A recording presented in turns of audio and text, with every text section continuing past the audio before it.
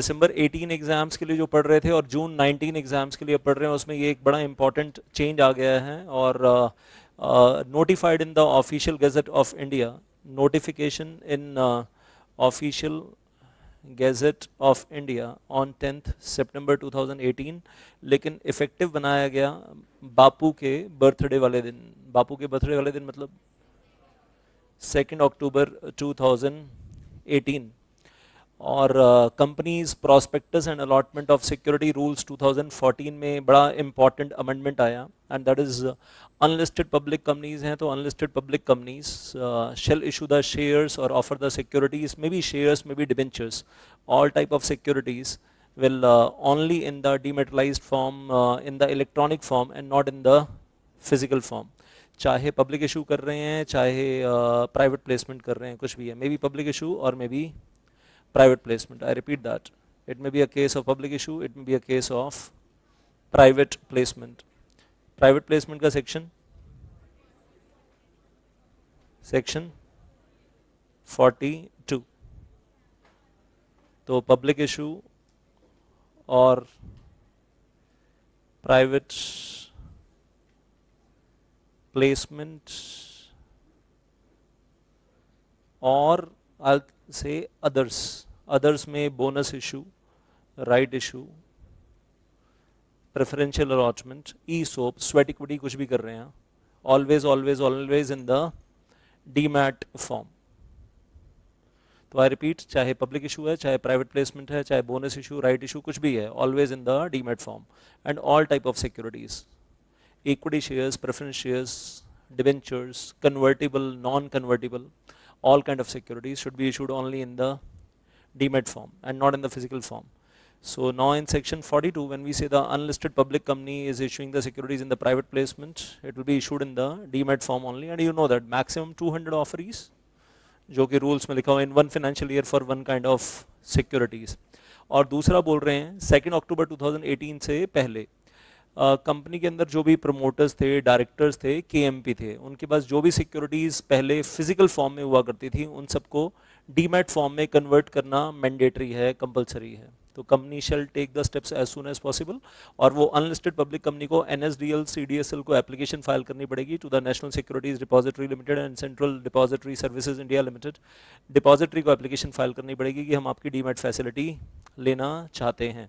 और कहने की जब तक कंपनी ऐसा नहीं कर देती और पुराने वाले शेयर्स को, सिक्योरिटीज़ को, पुरानी वाली सिक्योरिटीज़ जो भी डायरेक्टर, मैनेजर और डायरेक्टर, प्रोमोटर्स और केएमपी के हाथ में, जब तक उनको डीमैट में कन्वर्ट नहीं कर देती है, तब तक कंपनी कोई फ्रेश सिक्योरिटीज इशू कर ही नहीं सकती, तब तक कोई राइट इशू नहीं कर सकती, बोनस इशू नहीं कर सकती, बायबैक ऑफर भी नहीं ला सकती, जब तक पुराने वाले डायरेक्टर्स, प्रोमोटर्स और केएमपी के सिक्योरिटीज़ को, जो 2 अक्टूबर 2018 से पहले फिजिकल फॉर्म में थे, उनको जब तक डीमैट फॉर्म में कन्वर्ट नहीं करवा दिया जाता। और साथ में ये भी बोला जा रहा है कि कोई भी कंपनी का सिक्योरिटी होल्डर हो, चाहे वो डायरेक्टर हो, चाहे वो प्रमोटर हो, चाहे वो केएमपी हो, चाहे वो कोई और हो, कंपनी का कोई भी सिक्योरिटी होल्डर हो, शेयर होल्डर, डिवेंचर होल्डर, जिसके पास पुराने वाली सिक्योरिटीज चली आ रही हैं फिजिकल फॉर्म में, उसके लिए भी मैंडेटरी है कि उसको खुद अपना ध्यान खुद रखना है और उसको अपनी सिक्योरिटीज को डीमैट फॉर्म में खुद कन्वर्ट करवाना है। देन ओनली ही will be entitled to subscribe for the further securities in the company. अगर वो अपनी कोई भी सिक्योरिटी होल्डर हो, जब तक अपनी पुराने वाले physical share certificate, debenture certificate को जब तक वो कन्वर्ट नहीं करवा लेता इनटू द डीमैट फॉर्म, तब तक वो उस कंपनी में, पर्टिकुलर कंपनी में फ्रेश सिक्योरिटीज के लिए सब्सक्राइब नहीं कर सकता आफ्टर 2 अक्टूबर 2018, और फिजिकल फॉर्म में ट्रांसफर भी नहीं कर सकता। फिजिकल फॉर्म में ट्रांसफर करना अलाउड नहीं है। पुरानी वाली फिजिकल सिक्योरिटीज को पहले डीमैट में कन्वर्ट करना पड़ेगा 2 अक्टूबर 2018 के बाद, उसके बाद आप उसको ट्रांसफर कर सकते हैं, फिर सेलर के डीमैट अकाउंट में डेबिट और बायर के डीमैट अकाउंट में क्रेडिट। तो ये काफ़ी इंपॉर्टेंट अमेंडमेंट आई है और दोनों तरफ से ऑब्लिगेशन है। मैं कहूँगा कंपनीज के ऊपर भी ऑब्लिगेशन है कन्वर्ट करने की डीमैट फॉर्म में, और फ्यूचर में डीमैट फॉर्म में ही इशू करना है, और सिक्योरिटी होल्डर्स के भी ऊपर ऑब्लिगेशन है कि वो अपनी सिक्योरिटीज़ को जल्दी से जल्दी डीमैट फॉर्म में कन्वर्ट करवाएं, तभी वो फर्दर सिक्योरिटीज़ के लिए सब्सक्राइब कर पाएंगे और तभी वो डीमैट में कन्वर्ट करवाने के बाद ही उसको सेल कर पाएंगे। Otherwise they will not be sell off, they will not be able to sell off. That is very very very important amendment. और ये अमेंडमेंट सेक्शन में नहीं आई है, ये अमेंडमेंट रूल्स में आई है, that is prospectus and allotment of securities third amendment rules, that is third amendment rules. और इसमें वेल ये तो 2 अक्टूबर 2018 की बातें हो गई। फिर इस अमेंडमेंट में एक नई अमेंडमेंट आई है and that is something new on 23 January 2019। कुछ और नया आया है, उसमें 3 एक्सेप्शंस आई हैं। और वो 3 एक्सेप्शंस में क्या आया है, well government companies number one government companies, number 2 wholly owned subsidiary companies, number 3 निधि कंपनीज, अगर अनलिस्टेड पब्लिक कंपनीज हैं तो वो एग्जम्प्ट हैं, और 2 अक्टूबर 2018 के बाद भी फिजिकल फॉर्म में इशू कर सकते हैं शेयर सर्टिफिकेट, डिवेंचर सर्टिफिकेट। तो ये 3 एक्सेप्शंस आ गई हैं इसकी on 23 January 2019। So this is the picture so far.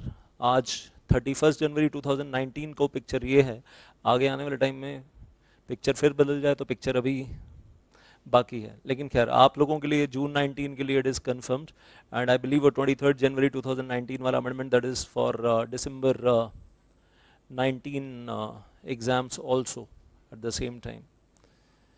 Can I change the screen? और इस वजह से जो पिक्चर में बदलाव आया है, वेल अब अप्रॉक्सीमेशन में बात कर रहा हूँ। Today is 31 January 2019 and I am talking the approximations कि हिंदुस्तान में अप्रॉक्सीमेटली अनलिस्टेड कंपनीज हैं 10 लाख और लिस्टेड कंपनीज हैं ओनली 11,000, या CDSL की वेबसाइट पे नंबर देखता हूँ तो कुछ 11,800 नज़र आता है on the website of CDSL। 11,800 listed companies कुछ नज़र आती हैं, 10 लाख अनलिस्टेड कंपनीज, और इन अनलिस्टेड कंपनीज में well 95%, 9.5 lakh are unlisted private companies, 95%, और अनलिस्टेड पब्लिक कंपनीज बोलता हूँ तो that is only 5%, only 50,000 unlisted public companies. तो जो बदलाव हुआ है इनके लिए हुआ है। Unlisted private companies can still allot the shares in the physical form and transfer will be happening in the physical form, जिसके लिए फॉर्म SH4 का इस्तेमाल किया जाएगा, सिक्योरिटी ट्रांसफ़र डीड का इस्तेमाल किया जाएगा, security transfer deed form SH4, और सेलर बायर साइन करेंगे। लेकिन जो 5% अनलिस्टेड कंपनीज हैं उसमें now the allotment will be in the always in the demat form, dematerialised form, and transfer will be also in the demat form. और ये कब से है? This is with effect from 2 October 2018 onwards, with effect from 2 October 2018। और exceptions जो हैं 3 exceptions,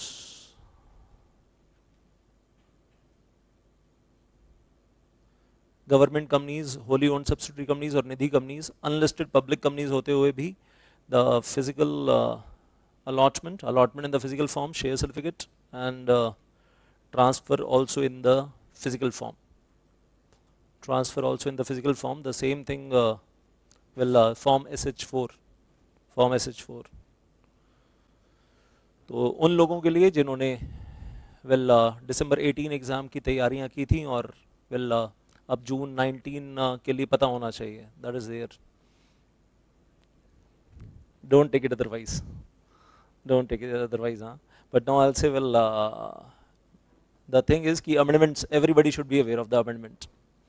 So this is it from my side। और listed companies के लिए मुझे बताने की आवश्यकता है नहीं, पहले भी वो IPO FPO में allotment was always in the demat form, the transfer was also in the demat form। तो कुछ जो नया है आपके लिए वो ये नया आ गया, this is something new for you। बाकी सब कुछ तो वही पुराना ही चला आ रहा है। इधर मैं कहूँगा वही ओल्ड कॉन्सेप्ट है, इधर भी मैं कहूँगा वही ओल्ड कॉन्सेप्ट है,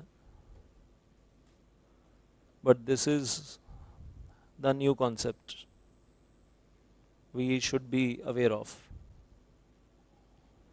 that's it, thank you so much.